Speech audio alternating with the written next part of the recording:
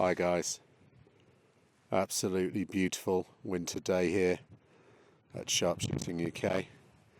I've got a couple of videos for you, one on some new bipods since my 2018 roundup, and one on how to go about choosing either a red dot or a 1x scope for your needs, whatever they may be. This is a bit of an addendum to my 2018 Bipod Roundup because there's some exciting new options and a couple that I omitted, so I just wanted to do a 2019 add-on for you.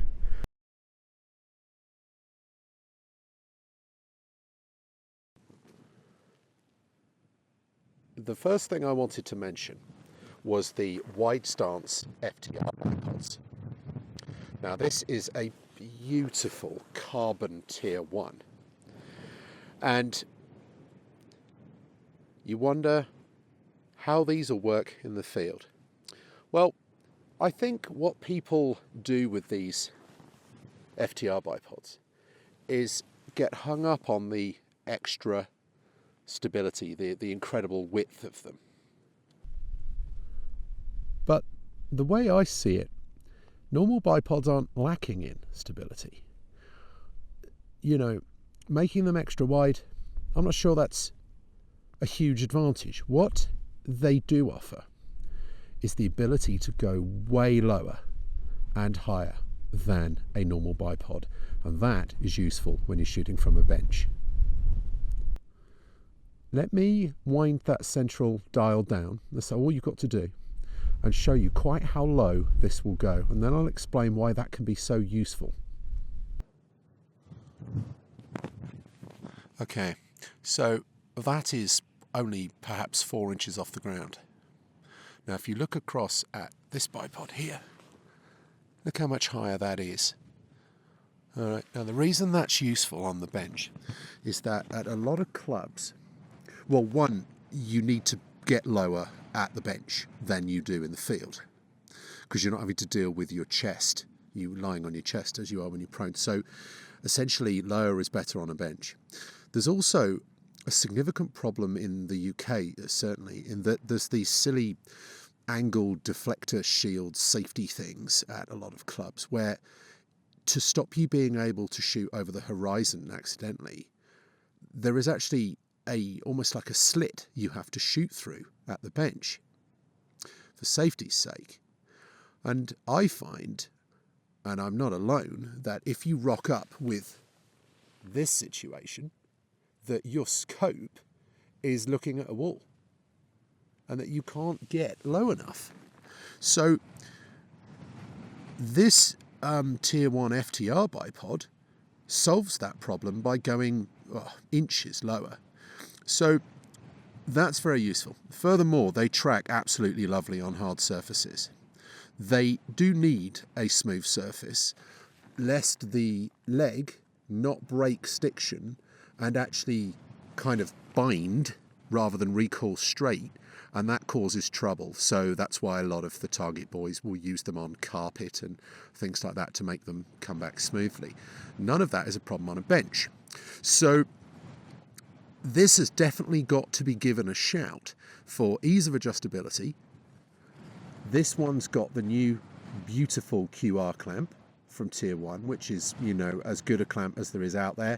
You've got the pod lock there for cant, so you can adjust for cant, and that's all you've got to do because it's self-leveling. Everything is done with that central capstan. It is definitely an option. Now remember, yes, it's really wide, you've got to take it off, it's really bulky, but you know, when I get in the car and I put the guns in the bag, I take that bipod off. I take every bipod off. So what difference is it to me if the bipod I take off is a bit wider? So don't discount, like I did for years, using an FTR bipod, especially if you're one of the many chaps who spends most of their time on a bench. Let me show you how high it goes as well.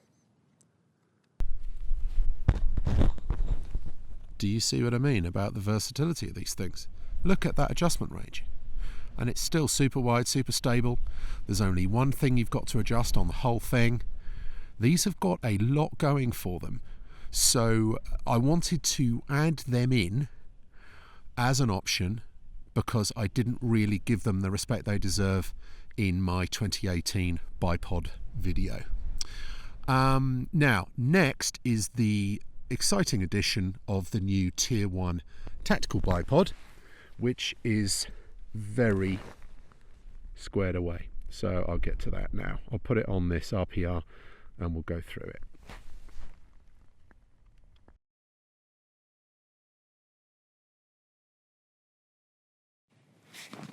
Okay guys, so here we have the Tier 1 tactical bipod, as ever, beautifully presented. Here's the beastie. So we've got the excellent new QR clamp, titanium fittings,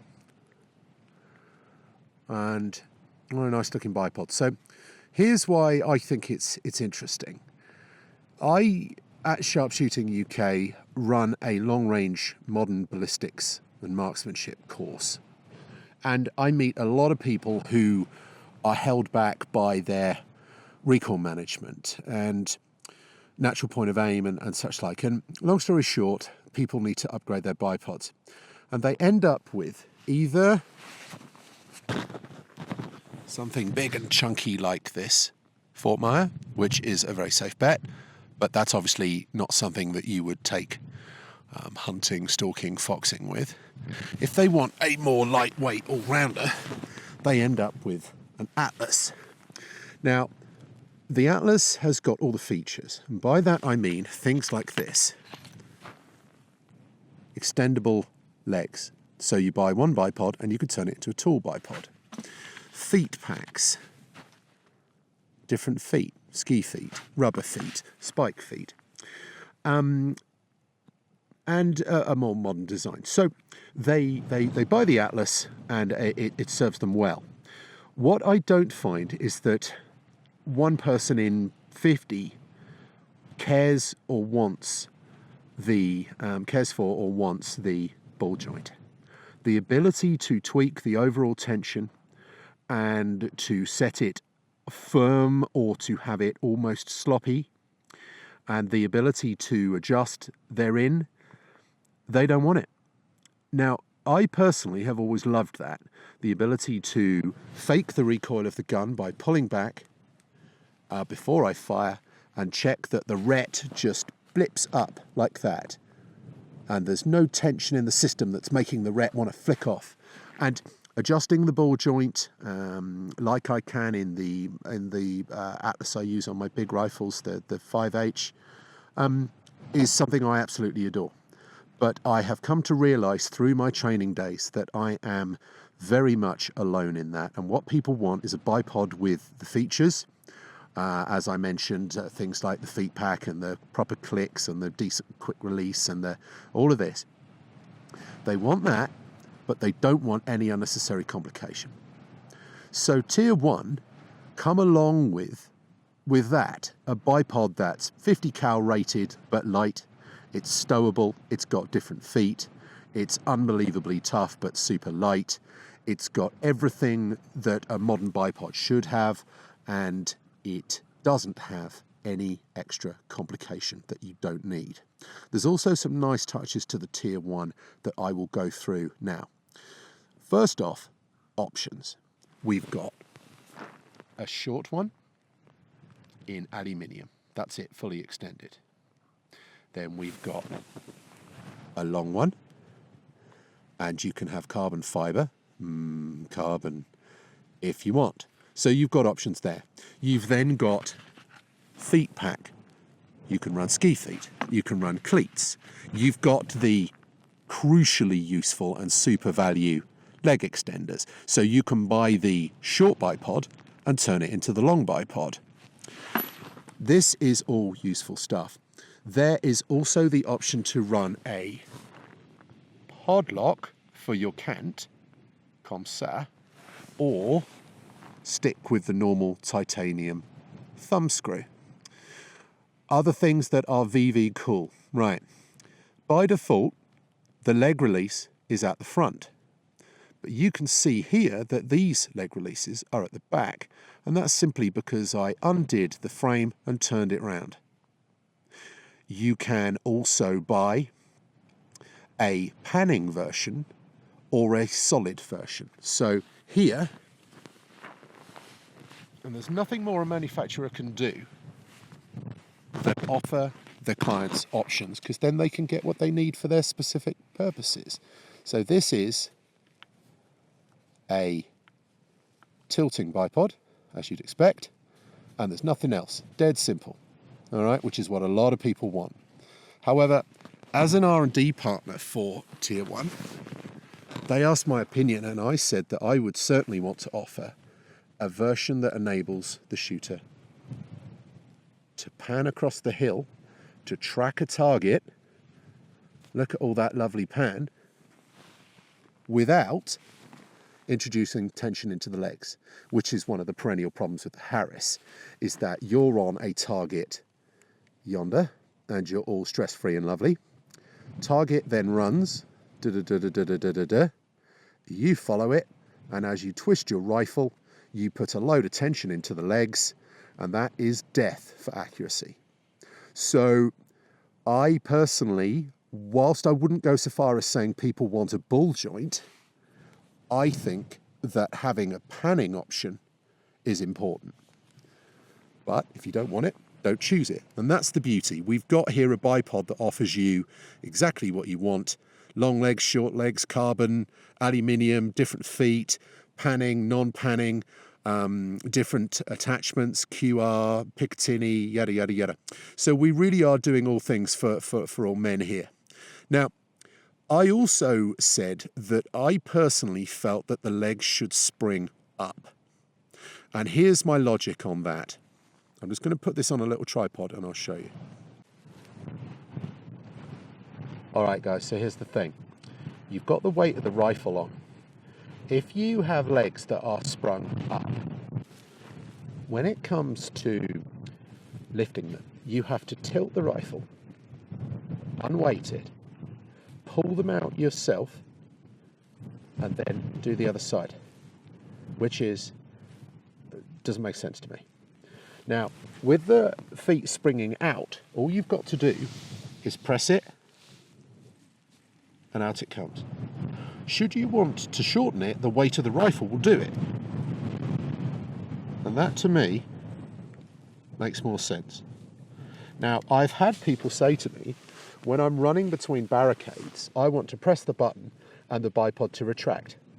And that is a perfect example of how you can't please everyone unless you offer more and more options, which is something I'm always encouraging people to do. Offer options and then you can't go wrong.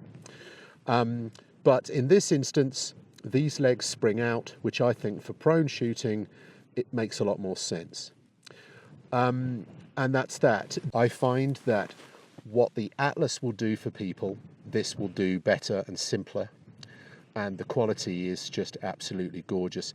The way that Tier 1 have got this QD clamp with a little detent, it doesn't just open. Some of these manufacturers are using clamps that are basically, they remind me of cheap QRs on mountain bikes that don't cam over enough and come loose, or when you get them tight enough, they're so hard to undo. These are the opposite of that. They have a light action, lots of clamping force, titanium fittings, no chance of corrosion. I can't begin to tell you how roughly I test these things, and I can't get them to corrode at all. Burying them in snow for a month and just madness, and they're just really, really well thought out. So yeah, as I was saying, good camming action and a little sliding titanium detent that you have to flick, like on the ADM clamp, for it to come open, which can all be done one-handed. The tension is adjustable. You know, these guys are not playing. As ever with Tier 1, the little details are spot on. So choose carbon or alley, choose your length, buy your feet pack, and decide whether you want the panning version or not. And you've got here a lifetime investment. These things are squared away. So I'm very proud to have been involved in a small way in their development, and I'm certainly proud to advocate them as a modern, really modern, bang up to date option for you. My advice is to get the short one and the leg extensions, because then you've got both sorted. You've got the ability to turn the short one into the long one, but if you buy the long one, you can never make it shorter. And that brings us back to the usefulness of the FTR bipod. If you shoot at a bench, this really is the one to beat. In the field, get the choices right. I would recommend the panning, but I'm just delighted to report that option exists. Get the options right, and this tier 1 is the very safest of bets, and something we're very proud of in the UK.